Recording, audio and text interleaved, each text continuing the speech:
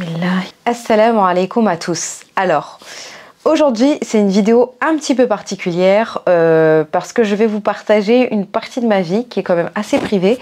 Mais encore une fois, toujours dans l'intention de vous faire des petits rappels et de vous montrer à quel point, surtout à travers cette histoire, la religion m'a facilité.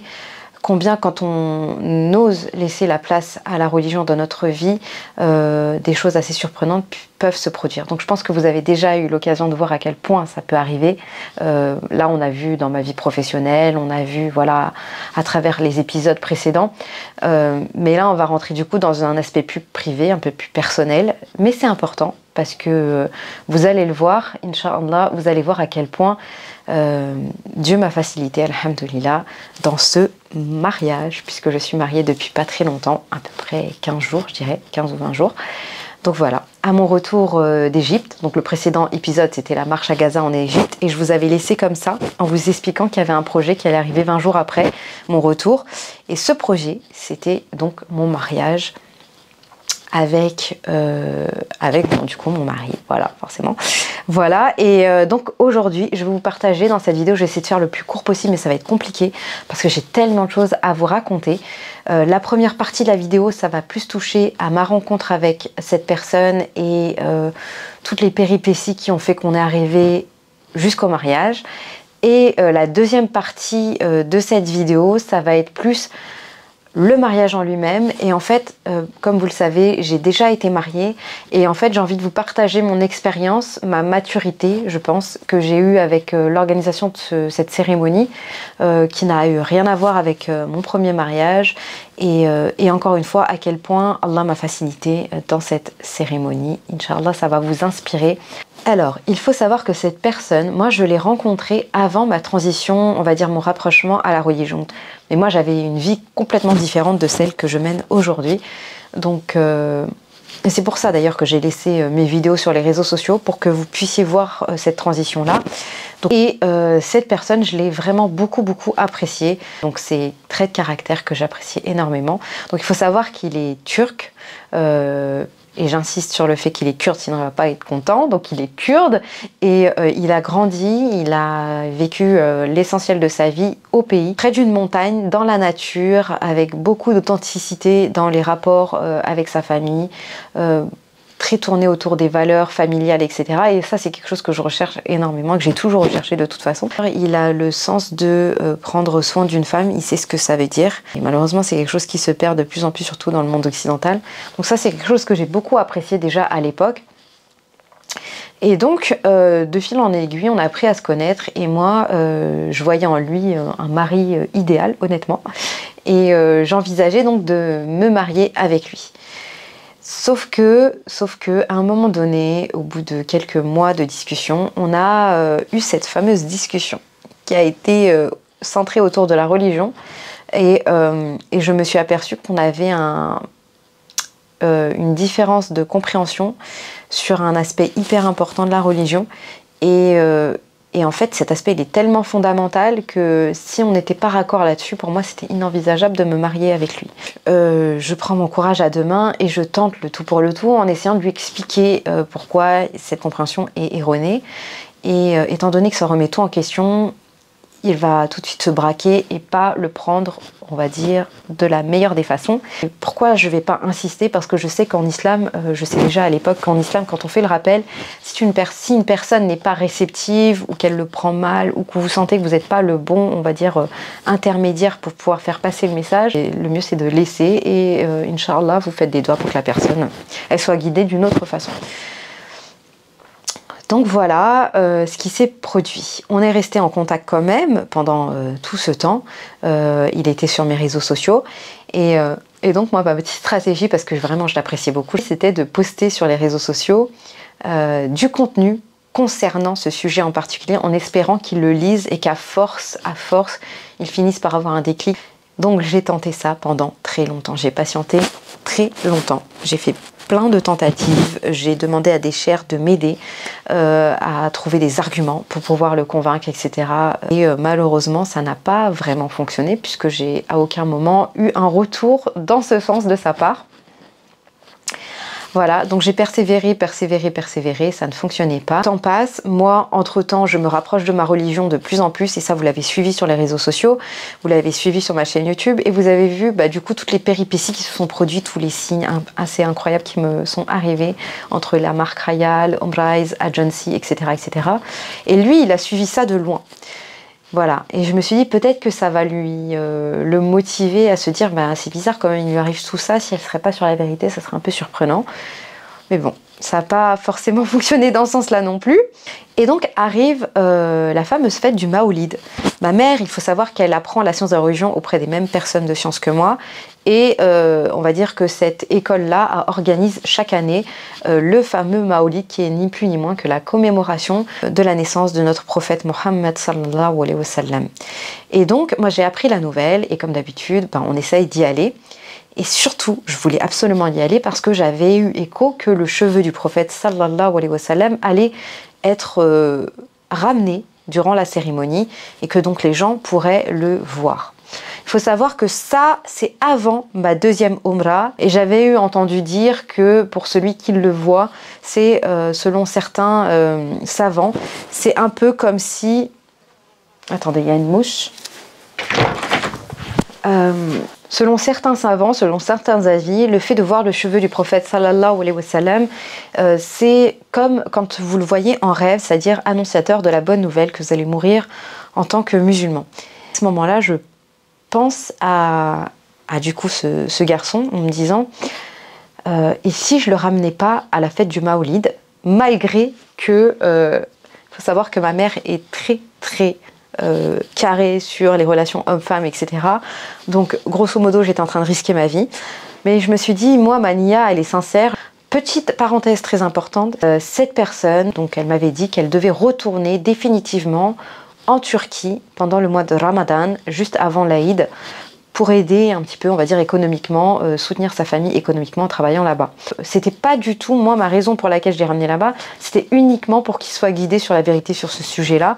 Le déclic arrivera même plus tard dans sa vie, même en Turquie, peu importe. En tout cas, moi, j'aurais fait toutes les causes pour que cela fonctionne, Inch'Allah. Donc, je prends mon courage à deux mains et je lui propose de venir au Maoulid. Et je suis assez surprise de voir qu'il est enthousiaste d'y aller parce qu'en France, malheureusement, avec le wahhabisme qui se répand, la fête du Maoulid est très controversée, pour aucune raison d'ailleurs. Et lui, il m'explique qu'en Turquie, c'est pas du tout le cas, que tout le monde commémore la naissance du prophète sallallahu alayhi wa sallam. Il vient, mais bien sûr en anonyme. Moi, je reste pas à côté de lui. Je lui propose donc de rejoindre les hommes. Et moi, je reste avec ma mère et Hélène, qui est là à ce moment-là aussi avec nous.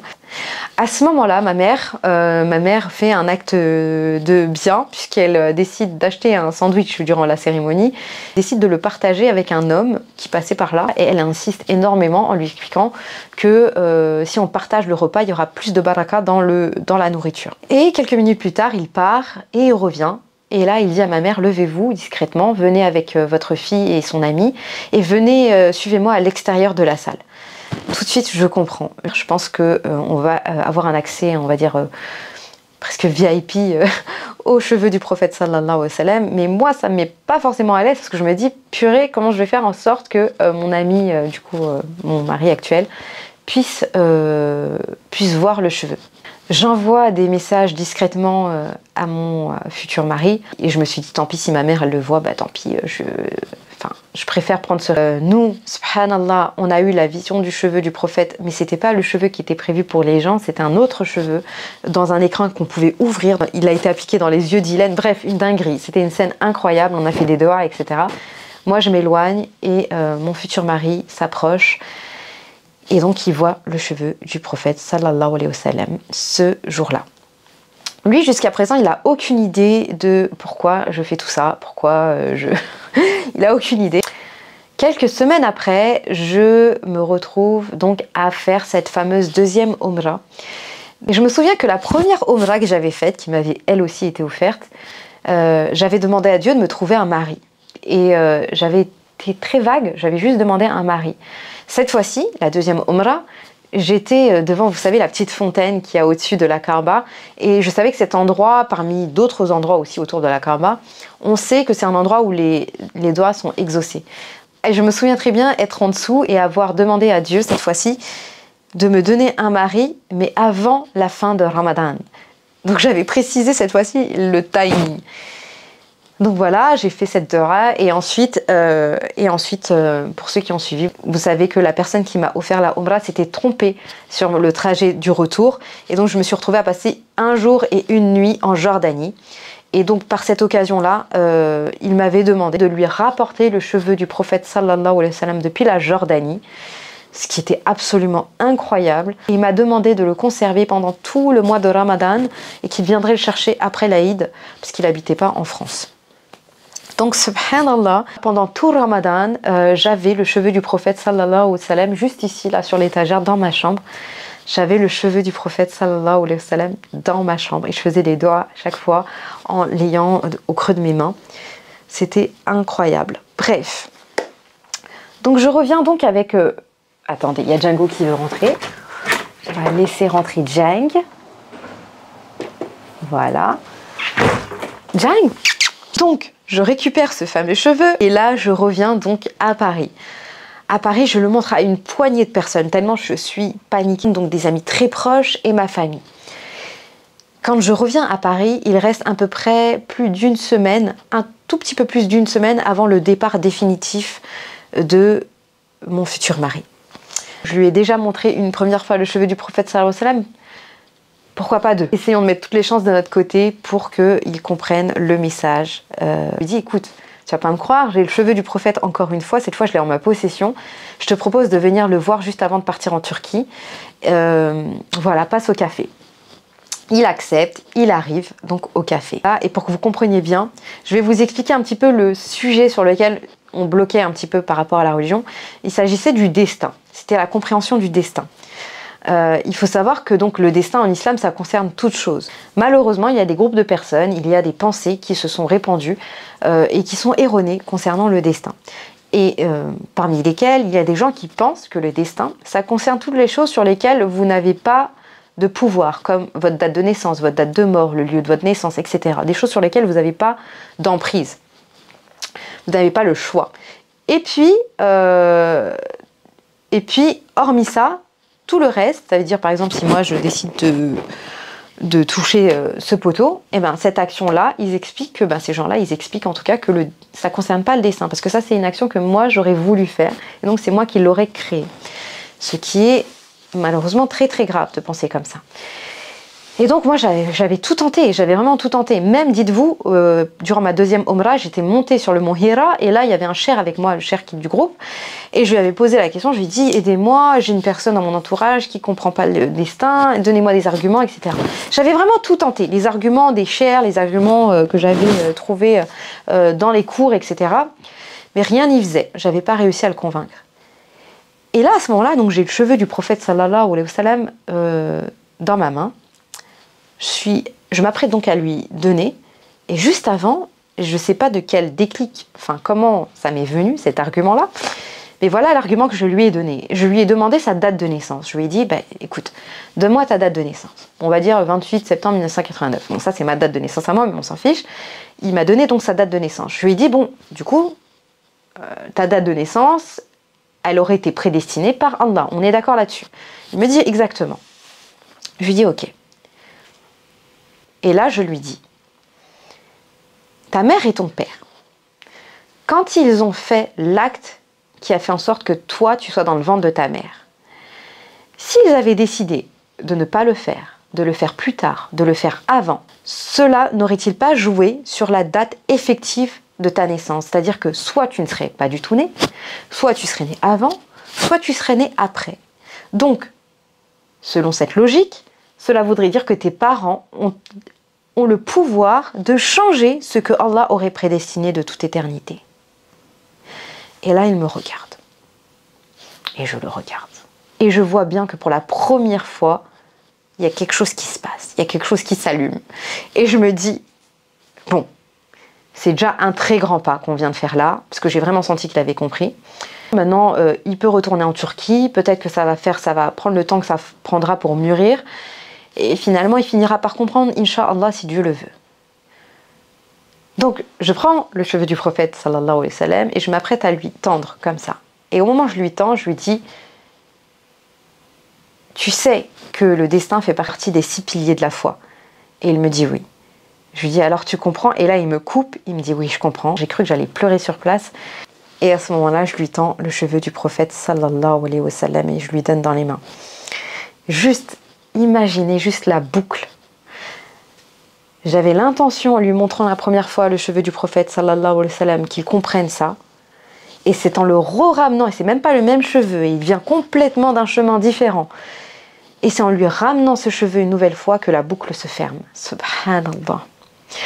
J'étais mais soulagée, soulagée. Et là je me suis dit c'est bon, mon frère, tu peux retourner en Turquie. Alhamdulillah. Donc voilà, il part. Et le lendemain, tout va s'accélérer. Et vous allez voir à quel point c'est incroyable.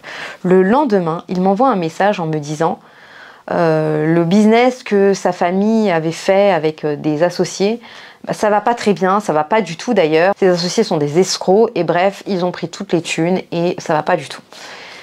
Moi, j'avais déjà mon expérience avec Khayal des épreuves dans le business. Donc tout de suite, par réflexe, je lui dis, écoute, te prends pas la tête, dis Alhamdulillah. Peut-être que ce business, il n'y avait pas un bien dedans, peut-être qu'il y avait quelque chose qui n'allait pas dedans, que ce soit dans l'investissement qui a été fait pour le construire, ou par la suite, tu ne sais pas la sagesse qu'il y a dedans, tu dis Alhamdulillah. Il dit Alhamdulillah, par message. Ok. Le lendemain, subhanallah, je suis quasiment sûre que c'est le lendemain. Soit c'est le lendemain, soit c'est le jour d'après, mais en tout cas, c'est dans les 2 jours. Mais pour moi, c'est dans le lendemain. Le lendemain, il m'envoie un message, il me dit... Kalinka, il y a toute ma famille qui vient de se faire embaucher dans une entreprise de production de fleurs. Et moi, sur le coup, moi je suis pris un petit peu par la vie, j'ai mes montages, j'ai plein de choses à faire et tout, je vois le message, je lui dis ah ben c'est super, et voilà, et la discussion s'arrête là. Et j'avais pas compris en fait qu'il voulait parler un peu plus certainement à ce moment-là, moi je suis partie sur autre chose. Et quelques heures après, il m'envoie un message en me disant bah, du coup, finalement, j'ai pas besoin d'aller en Turquie pour aller aider ma famille. Et quand il me dit ça, c'est un peu comme un espèce de grand flash dans ma tête où je vois tout qui s'enchevêtre, toutes ces connexions. Ma doua, avant la fin de Ramadan, je regarde la date et je vois que on n'est pas à la fin de Ramadan, on est toujours au mois de Ramadan. Je me souviens que la situation s'est débloquée là, il y a 2 jours, qu'il n'y a plus rien en fait qui m'empêche d'épouser cet homme finalement. Et lui aussi souhaite m'épouser. Et en plus de ça, je découvre qu'il a parlé de moi à sa famille depuis très longtemps, que je n'étais pas au courant. Et toute sa famille me connaît, toute sa famille me suit sur les réseaux sociaux. Bref, c'est comme s'il y avait une énorme autoroute qui... J'avais même plus à réfléchir, j'avais plus à me poser des questions. Est-ce que c'est le bon, faire des calculs? Non, dans ma tête, il y avait tous les voyants au vert. Et donc, à ce moment-là, je me suis dit, c'est bon. Je me laisse porter maintenant, je me pose même plus la question. Je vais me marier avec cet homme. En fait, non, c'est pas fini. Dernière chose, vous savez qu'il y avait en tout 4 personnes ont rêvé de moi. 4 personnes. 2 abonnés ont rêvé que j'étais en Égypte, le mont Sinaï, la marche pour Gaza, etc. Ça s'est effectivement produit. Une personne a rêvé que j'allais visiter les tombes de saints. Ça s'est effectivement produit.